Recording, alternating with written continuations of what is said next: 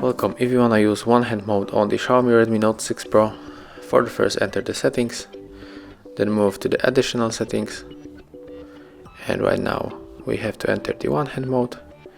And as you can see, we can turn it on, so when we swipe on the left or the right from the home button, and we will pull the screen closer to one side, and we will going to enter the one hand mode.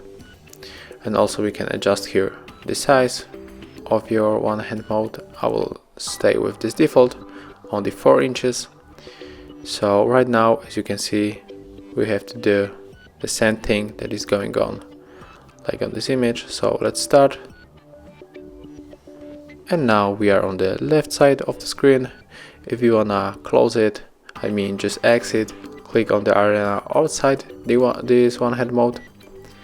And if you wanna put the one hand mode on the right side, just do the same, but in the right side.